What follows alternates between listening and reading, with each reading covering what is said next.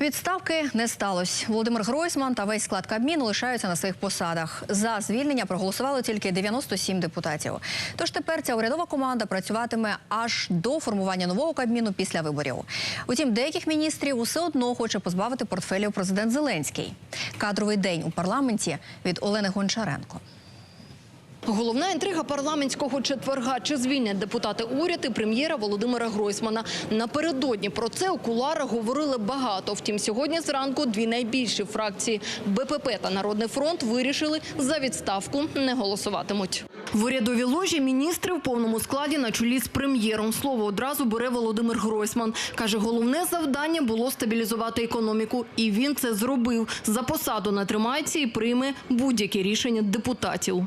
До будь-якого рішення я віднесусь з повагою. Більше того, моє рішення була не емоція, а позиція. І ще одне дуже важливе. Я ніколи в своєму житті не скидував ні на кого відповідальність. Чи ви думаєте, я не розумію, наскільки людям сьогодні непросто? Чи легко сьогодні обслуговувати державний борг, який в цьому році тільки ми маємо повернути 417 мільярдів гривень, це третина державного бюджету.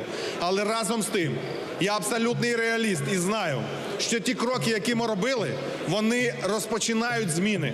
І ці зміни можуть бути швидшими, якщо парламентські фракції, незалежності від своєї приналежності політичної, будуть об'єднуватися і голосувати. Коли нема коаліції, парламент розпущений, небезпечно лишати країну без уряду, вважає частина депутатів. Це може призвести до хаосу і фінансової кризи. До того ж, уряд мусить продовжити співпрацю з МВФ. Я поважаю рішення прем'єр-міністра України про відставку.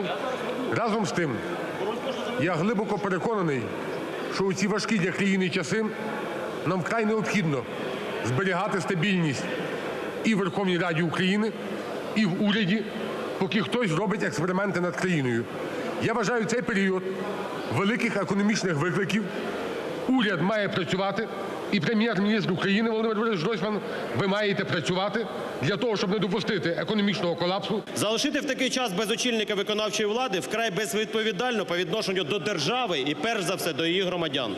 Хочу наголосити, хто не знає, після відставки прем'єра юридично жоден виконуючий обов'язки не має права підписувати рішення уряду. Це означає паралізацію і параліч виконавчої гілки влади на невизначений термін. Та інша частина обранців не втрачають нагоди покритикувати Гройсмана. Якщо вже подана, написана власноруч заява Гройсмана про відставку, парламент не просто має задовільнити цю відставку, а зобов'язаний відправити відставку цей уряд. І потім сформувати тимчасовий уряд, який вже може працювати в контексті тих стратегій, які очікували люди від президентських виборів. Зрештою, голосування провалюють. Бракує голосів. 97 «за». Рішення не прийнято. Це питання вже стало політичним. Це показово, що не набралося навіть 100 голосів. Тому що депутати усвідомлюють, що в даний момент, коли парламент фактично розпущений і всі пішли на позачергові вибори, не можна створити хаос. Не можна, щоб виконавча гілка влади була б обезглавлена і уряд не працював. Показово обранці критикують за те, чого й самі не виконують, каже Гройсман, і відповідає критиканам на їхні шпильки. Я тільки 3 роки є прем'єр-міністром країни. В той час, як дехто десятками років є у владі, і я сьогодні борюсь з тим, що саме ви створили.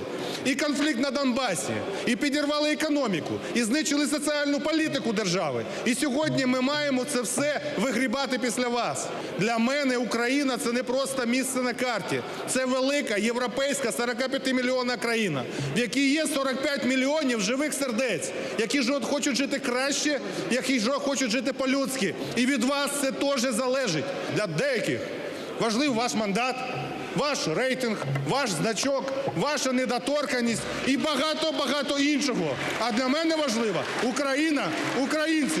Бо я хочу тут жити, я хочу тут працювати, я хочу, щоб на вулицях, коли я зустрічаю людей, вони посміхались, а не плакали. А якщо і будуть плакати, щоб це були сльози радості. Слава Україні! Тож уряд з усіма повноваженнями залишається до осені. Новий склад Кабміну сформує вже новообрана Верховна Рада. Нові очільники з'являться лише в Міністерстві закордонних справ та в Міноборони і в Служби безпеки України. Це квота президента.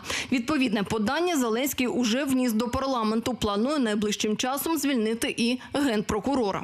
Олена Гончаренко, Вікторія Малосвітна, Роман Рамос та Леонід Попович. Сьогодні канал Україна.